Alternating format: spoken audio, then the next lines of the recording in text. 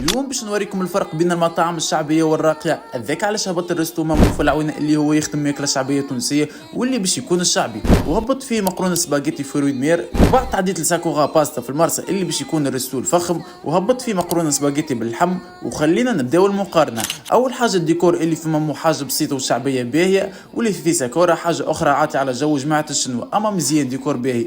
وبالنسبه للمقرونه نتاع مامو كما تشوفوا الكميات كبيره وظهرت شهيه على الاخر، السومه كانت 19 دينار وحاجه محترمه وبنينه على الاخر بالنسبه لي انا شخصيا. وفي المجمل نعطيها تقييم 9.5 على 10.